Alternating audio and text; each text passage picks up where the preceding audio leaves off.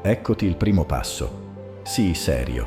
Questa è la prima cosa che devi fare, amico mio. Devi essere serio. Non sto parlando di essere gobbo, ma devi essere serio nei confronti delle tue ambizioni, delle tue commissioni, doveri, relazioni. In definitiva, devi essere serio riguardo alla tua vita. Bisogna essere seri riguardo due aspetti importanti. Il primo è stabilire obiettivi chiari, a medio e lungo termine. Parliamo di 5, 10 anni. Devi pianificare oggi il tuo futuro, dove vuoi andare, chi vuoi diventare, cosa vuoi ottenere. Sia in ambito finanziario, professionale, sentimentale, devi dedicare del tempo alla pianificazione oculata dei tuoi prossimi 10 anni. Un aspetto fondamentale è quello dello sviluppo personale. Per capire e definire dove vuoi arrivare, chi vuoi diventare, hai la necessità di intraprendere una direzione specifica oggi. Non puoi girovagare a caso, sperando che i prossimi 10 anni ti portino nel punto di destinazione. Devi avere una mappa che ti conduca esattamente a ciò che desideri diventare, a ciò che hai stabilito di guadagnare, di condividere. Lavora sodo sulla tua pianificazione. Questo cambierà i tuoi prossimi 10 anni. Quindi il primo passo è essere seri. Il secondo passo è diventare intelligenti. Per far sì che la tua vita funzioni al meglio, devi essere informato, devi avere delle idee, e questo significa che devi essere intelligente. In effetti, in questo decennio è necessario essere molto più intelligenti di quanto non lo sia stati nell'ultimo decennio. Devi leggere i libri, devi procurarti le informazioni. Quando ho la possibilità di parlare ai ragazzi, questo è sempre uno degli argomenti del mio discorso: diventate intelligenti. Non c'è niente di peggio che essere stupidi. E se leggerai dei libri, imparerai dalle tue esperienze, farai tutto ciò che puoi per acquisire nuove conoscenze. Sicuramente quest'anno sarai più saggio di quanto non fossi l'anno scorso. Esistono poi diverse tecniche che ti permettono di diventare più intelligente, come scrivere un diario, partecipare ai sermoni, ai seminari. Hai bisogno di raccogliere idee da altre persone. Questo è uno dei punti chiave per passare dalla media alla fortuna. Essere intelligenti. Ecco il punto numero 3. Devi darti da fare. Se non passerai all'azione, tutte le cose che hai imparato non ti serviranno a nulla. Se non le metti in pratica in un piano d'azione, non accadrà nulla. Nei seminari di management e leadership si insegna come preparare un piano d'azione, come mettere in pratica tutte le cose buone che abbiamo imparato sia a livello economico che a livello sociale e personale.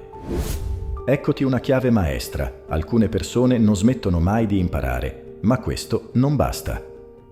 Non mettendo queste conoscenze in pratica, non servirà a nulla tutto quello che imparano. È come se un uomo continuasse a portare materiale al cantiere senza mai costruire la casa. Devi agire. Questo è il terzo passo per attrarre fortuna nella tua vita. Ora, ecco il quarto punto. Devi essere entusiasta, e non parlo di falso entusiasmo, parlo di puro pensiero positivo. Devi riuscire ad entusiasmarti. L'entusiasmo per la tua capacità di costringerti a fare le cose necessarie anche quando non vorresti. Vedi, la disciplina è il primo passo verso il progresso personale, ma serve entusiasmo per essere in grado di fare grandi cambiamenti nella vita. Quello che vorrei suggerirti di fare a partire da oggi è di entusiasmarti per il fatto di compiere un atto che sia positivo, che sia costruttivo, ma per apportare alla tua vita cambiamenti significativi devi essere in grado di entusiasmarti.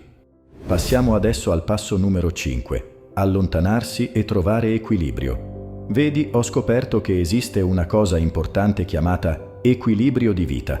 Bisogna imparare ad andarsene, bisogna imparare ad allontanarsi, stare da soli, allontanarsi e riflettere sul proprio cammino di vita.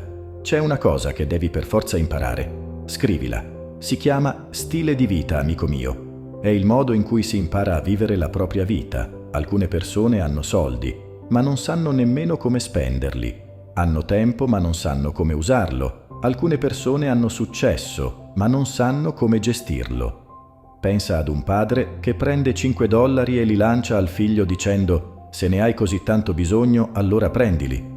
Certamente saranno sempre gli stessi $5, ma invece di regalarli con gioia, lo fa con molta ostilità. Questa è la differenza. Quando non si sa come vivere, si chiama stile di vita. Bisogna prendersi del tempo per coltivare buoni amici, per stare con la propria famiglia, tempo per stare con le persone che sono importanti per te. Devi imparare a programmare la tua vita. Questo passaggio non è semplice e proprio per questo hai bisogno di allontanarti per poter ricaricare le batterie e trovare l'equilibrio ottimale per vivere una vita abbondante.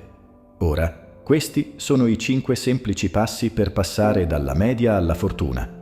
Essere seri, essere intelligenti, darsi da fare, entusiasmarsi ed infine allontanarsi per ritrovare l'equilibrio vitale. Permettimi di raccontarti un'ultima esperienza personale. Sai, la mia vita è iniziata modestamente e vivevo in una piccola comunità in Idaho. Dopo il liceo ho frequentato il college per 1 anno e mezzo, ma poi ho deciso di lasciare e mettermi al lavoro per realizzare le mie ambizioni. Purtroppo, dopo il matrimonio, ho iniziato a lottare finanziariamente. Ero in ritardo con le bollette e non sapevo come migliorare la mia situazione. A 25 anni ho avuto la fortuna di incontrare Mr. Earl Shoaff, un uomo straordinario che mi ha fornito le risposte che cercavo. Lavorando per lui per 5 anni ho imparato preziose lezioni di vita che hanno trasformato la mia esistenza. La sua filosofia mi ha guidato e, dopo anni di riflessione, ho deciso di condividere in questo contenuto queste 5 chiavi che hanno permesso di trasformare la mia vita. Spero tu riesca ad applicare questi suggerimenti. Ti invito a partecipare ai miei seminari, ti invito ad iscriverti a questi percorsi, iscriverti a questo canale. Diventa una persona di successo. Inizia adesso.